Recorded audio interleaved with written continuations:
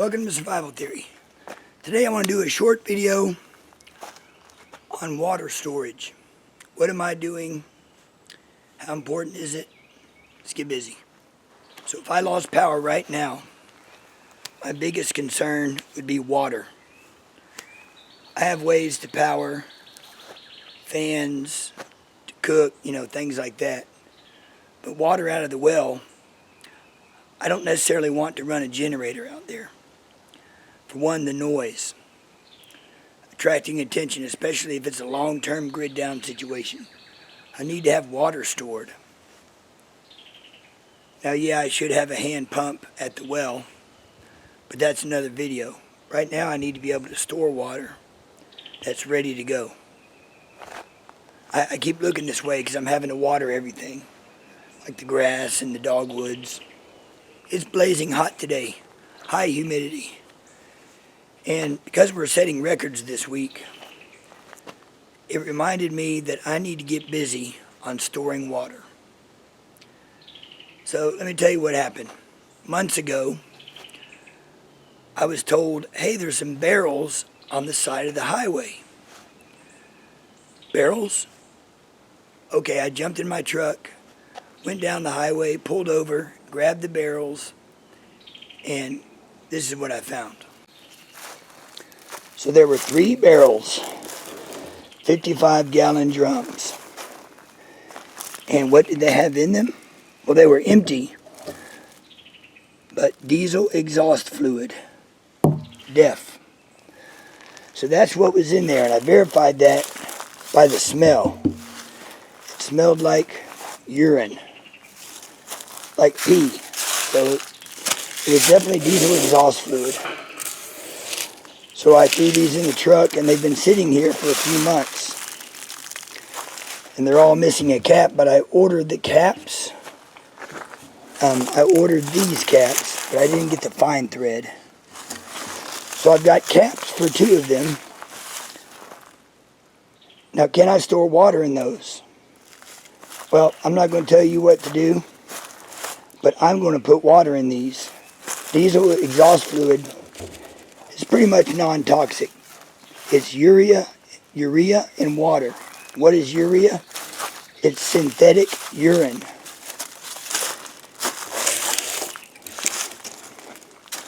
So these have been sitting here a while. They're actually starting to fill up with water just from the rain,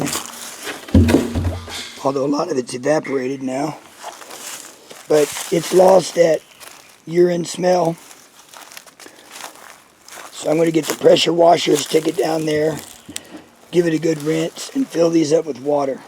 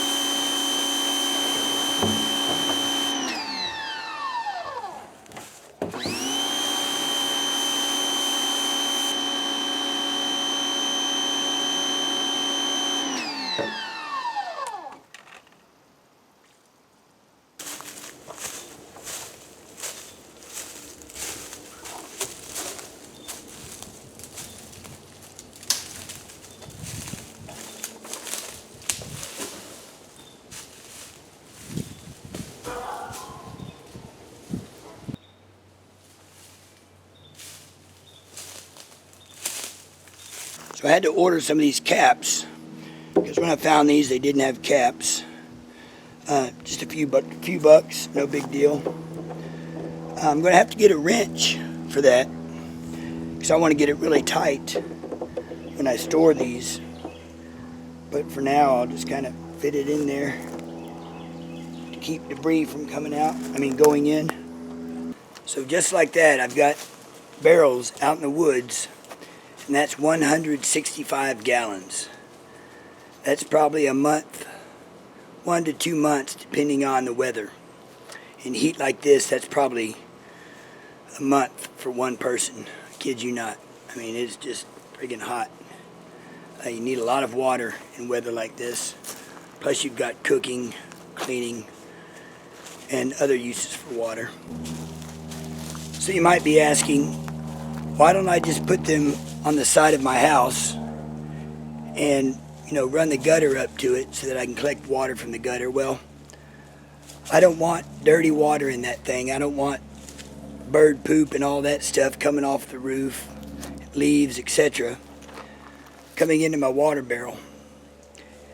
And there's another reason. It's because I don't want someone looking around here, snooping around here, or people that are over here visiting for one reason or another, to say, hey, look at that, man, that guy's got 165 gallons of water. And then when the water runs out, they say, oh, he's got a bunch of water next door. Let's go get 5 gallons from him. He won't mind. It's just 5 gallons.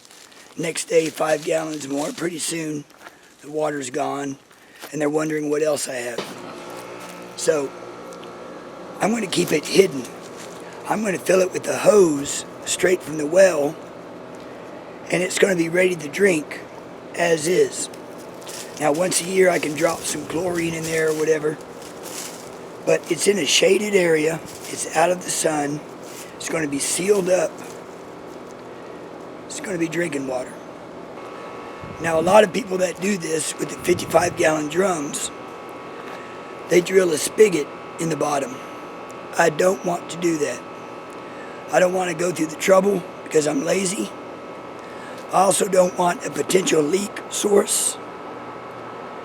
If I'm using this water, it's an emergency. I put it out there because there's a creek right here that drops down 7-8 feet. If there's water running through the creek, well, there's my water. Most of the time it's dry. So I can put my 5-gallon bucket here in the creek, my 1-gallon jug, my watering can, whatever it is I need to fill up. I can push a hose into the hole, and then she can suck on the hose, and it's no problem to fill up any kind of jug. So I don't have to worry about spigot or anything like that. It'll just work. It'll work fine just the way it is. Now, if I didn't mention it earlier, that is HDPE #2 plastic, those barrels. That's food grade plastic. So they're good to go. Now, on a side note, look at this container. It's got a handy little pour spout thing. Looks like about a gallon, gallon and a half, something like that. It doesn't say how much it is. But this also is a diesel exhaust fluid container. That's what came in this. Now, I was at a convenience store and I was throwing something away in the outside garbage, and I saw this container. I'm like, what is that? So I was dumpster diving. Reached in there, pulled this out, looked at it, smelled it. Oh yeah, diesel exhaust fluid. There was still some in there. It smelled like pee. So I kind of rinsed it out a little bit, poured it out, threw it in the back of the truck. So now I've washed it out, and again, this is food grade plastic. So I've got a handy dandy water container now. Someone threw that thing away. So I'll keep this inside as a way to carry water. Reuse. So I mentioned I didn't want anyone to see the barrels of water. Well, those are blue. They kind of stand out if you're in the right place. So what I'm going to do is I've got some outdoor cloth fencing that's green, and I'm going to wrap them in that green outdoor fencing, cloth fencing. It's like UV resistant vinyl stuff. It'll last for years and years.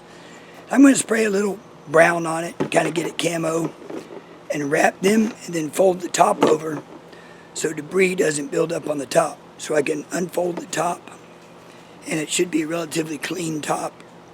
I can jam the hose in, she can suck on the hose, and we'll get some water.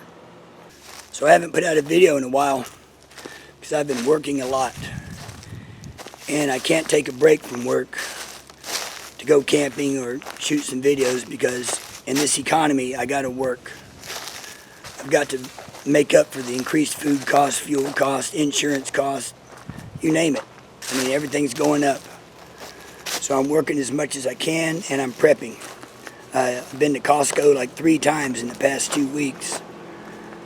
Just sometimes getting just a little bit, sometimes getting a whole bunch. At the grocery stores, you know, I'm buying what's on sale. I'm looking at what's getting low. I'm buying extra medications. I was even able to secure some baby formula, 1 can of it. So we'll see how that situation goes. But keep prepping, just keep prepping. You don't want to stop now. And if you haven't prepped before, you missed all the sales for the inflation, but it's not too late to start prepping now. So this video was about the number 2 prepping item, and that is water. Number 3 is going to be food. What's number 1? It's fitness. Fitness, fitness, fitness. Get in shape, get in better health, do whatever it takes to get off medications. Fitness is number 1. Water's number 2. I've got a ton of water in the house. It's all in small portable containers up to 5 gallon size. Finally, I've got 165 gallons set aside. And that's not exactly portable, but it's here at least. So when I'm bugging in or the grid's down, I've got it. So get your health in order. Get some water stored up, and get some food stored up. Well, thanks for watching Survival Theory. Be sure to like, subscribe, and I'll see you next time.